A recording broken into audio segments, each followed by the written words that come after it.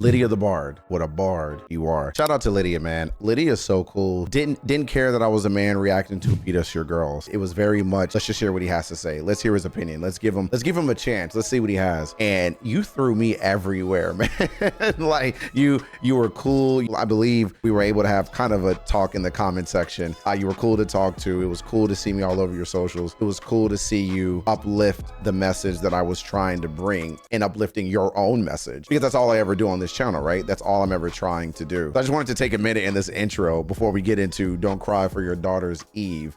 I just wanted to thank you. I really wanted to thank you. I really appreciate you, Lydia. I'm talking to you because I think that you're gonna watch this video too. That song was such an impression on me and my community. You got a fan in me. I meant what I said. I follow you everywhere now. You a real one. So we gonna lock into this. Don't Cry for Your Daughter's Eve. Lyrics and music by Lydia the Bard and Ben Tomlin, I believe.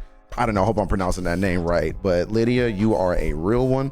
I am excited to get into this. Let us lock in Lydia the Bard. No context. I have no idea what this is about. No idea, as always. The woman with the knowing smile caught my eye. She sat there with a drink alone. Barkeep says they call her original sin, the very first scapegoat when the trouble set in. Mother to the millions, but a queen to none. She sits and sips her drink unfazed. Barkeep says they'll take her away in a bit. She overstepped and now must pay for her sins. The court is gathered, judge sits low but round the room. The jury knew God's not gonna help you now, my girl, so save your prayers. Legions of daughters, those of you fall for happily curse your name now. Drink from the cup, girl, and in another world history sings your same vow. Ruled by religion, they speak but we listen and offer a lamb to the slaughter. Easy to lay the blame onto her altar. His mother dies, her daughter. Self-righteousness rooted inside your home, kid carnival follow their lead. Mothers curse mothers, daughters curse daughters, and so the cycle repeats. Villainized victims, slave to a system, collecting kindling for our kindle fire. We drop it your feet and we leave, please don't cry for your daughter's Eve. Hey, stop playing. Why already, bro? You know I'm not making this up. You see him. You see him there. She has this way of singing with such flow, because in Feed Us Your Girls, Lydia, you were singing your ass off in that song. Like, you can tell that song, you were kind of getting your belt on. Like you were really pushing your vocals to their limit in Feed Us Your Girls, and I really appreciated that. It was nice kind of feeling how powerful you were singing in that song. Now I'm getting your wordsmith in this. Like, I'm getting your skill in this. I'm getting less belty, but fire flow. Like, and then the lyrics. I like the metaphor where this went right away, is that this blame is constantly being put on women, even beyond their control. Even just existing, she's the original sin without even doing anything. Just her purpose, her being, is to be the scapegoat, is to be the martyr, is to be this being, this thing, this person that just is doomed and cursed to not do anything right. But I like where I think this is going, where it's like, don't cry for your daughter's Eve. We already know. Mother to millions, queen to none. Like, we know what time it is. Don't cry for us because we got you. I don't know if that's the direction that this is about to go in, but I just really, really like how you're singing this. Lydia got a voice, y'all. Don't sleep. Lydia is a bard. Cry for your daughter's Eve. Please don't cry for your daughter's Eve. Please don't cry for your daughter's Eve. Just as the barkeep said, a mob came to call and took her from her place of rest. She stood and walked herself right out of the door, the path she'd walked so many, many times before. I was frozen, couldn't move from my seat. You think you'd be a savior, but can't do as you preach. Eve, I'm sorry, you must take the fall for their shame. I'd help you, but I was taking your place. The court is gathered. That line, hold on, I think I want to go deeper with that one. Hold on. Savior, but can't do as you preach. Eve, I'm sorry, you must take the fall for their shame. I'd help you, but I was taking your place. I hate I would, I don't know how you would get statistics of that. Like, I don't really know how you would validate or be able to quantify that. But I wonder the amount of people who have this outpouring sense of potential courage and potential bravery to step in and do something. But you not about to kill us both. Like, let's be honest, right? Like, let's have an honest conversation. I want nothing more than to help you. I want nothing more than to burn this bitch to the ground. I want nothing more than to not just take your place, but to murder, kill, maim, decapitate, destroy everything that's causing whatever is about to happen to you right now. But I will then die too. And I got kids, I got people, I got a support system. I got people that need me. I got people that believe in me. Like, I got people that depend on me. Where does that line begin and end where my helpfulness wants to transcend everything, but I got to still do for me first? And I imagine that that's like a really hard line to toe, and a battle internally that a lot of people face, where it's like, there's so many good people out there. There's so many people who will take that risk, and so many people who wish they could. There was a time hundreds of years ago, right? Maybe even today, but there was a time even hundreds of years ago, even the thought, even the mere whisper of you going against the grain, of you going against the capital opinion. Oh, you were done. You were out of there. You were ostracized. You were excommunicated. And that exists today, just differently. I wonder how many people have felt that and feel that line. And that's a shame. Somebody looking for help and you just can't. I'd help you, but I risk taking your place. The court is gathered, judge sits low, but round the room, the cherry no, that's not gonna help you now, my girl. Your voice. Save your grave. Legions of daughters, those are you fall for. Happily curse your name now. Drink from the cup, girl, and in another world, history sings the same vow. Ruled by religion, they speak, but we listen and offer a lamb to the slaughter. Easy to lay the blame on the altar as mother dies. The daughter, self-righteousness rooted inside your home. Kids can't ever follow their lead. Mothers cast mothers, daughters cast daughters, and so the cycle repeats. Villainized victims, slave to a system, collecting kindling, pour out in the fire. We drop it your feet if we leave. Please don't cry for your daughter's Eve. Hey, here's that relatable piece where I'm trying to get some semblance of understanding and relatability. This is no different than I remember the stories that my great grandmother talked about. My grandmother used to tell me those stories. I can simplify this. Y'all remember that conversation where Harriet Tubman was like, I wanted to save everyone, but not everyone knew they were a slave or something. I'm completely butchering that. I'm clearly butchering that quote. But y'all know the concept of that quote that I'm talking about, right? Is that she would have saved so many more had they known they were a slave. Wait, I think I just got it. That line is hard, right? I forget, and I believe that's attributed to Harriet Tubman, right? But it's that attitude right there. It's that concept. There are so many people. My grandmother used to say that she would hear these stories about how the black people in her life when she was younger, 1930s, 1940s, you couldn't convince them otherwise. You couldn't convince them that they were not just a literal slave, but like a slave to the system. And I used to just hear their stories. And it's just like the patriarchy does such a good job of keeping their foot on the necks of people who benefit the least from the system. Keep victims victims and keep weak people weak. It's the best thing that it does. And I'm listening to the song, and the reason that it prompted this whole diatribe is right here, where she's like, mothers curse mothers, daughters cause daughters, or however she worded it. And it's just, you would think that, and I forget what song we said this in before, but you would think that the one group of people who would be your strongest advocates or your strongest allies are the ones who look just like you, or the ones who go through the same pain and tribulations just like you. You would think so, but you learn more and more as you get older, you're hurting the very people who not only breathe life, but who would be your biggest advocates and saviors when you needed them the most, and you cursed them, you doomed them.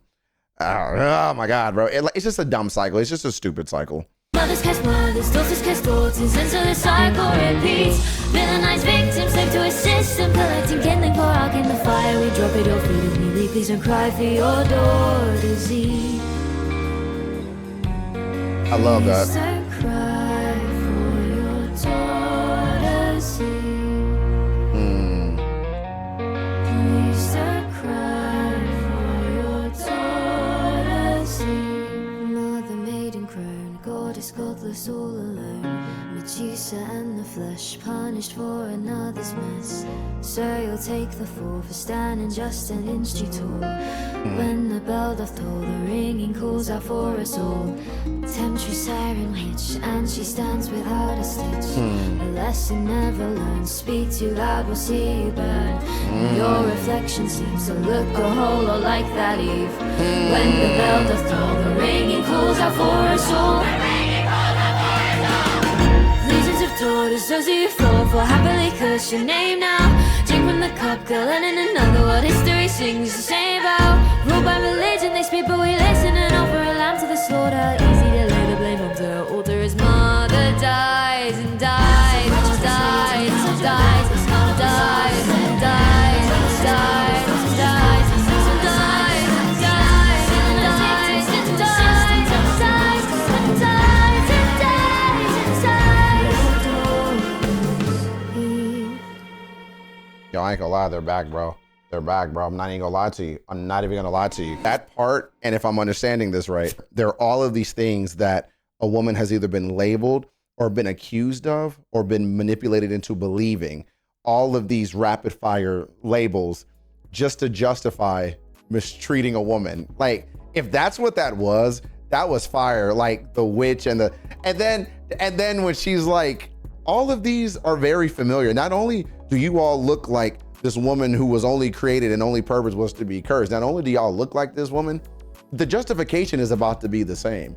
It's the same cycle over and over. Not only do y'all remind us of that Eve woman, not only do y'all remind us of the original sin, not only does your reflection and your attitude and everything about you remind us of her, that must mean we got to give you that same treatment. That must mean you need that same punishment. The cycle is not only repeating, no one seems to be learning on both ends. That's a fire way to do that. If that's where Lydia was going with that, that's a clever way of doing that. What's really fascinating to me too is it's kind of twofold, two things that come to mind. It's this constant attitude that women are just meant to be silent. The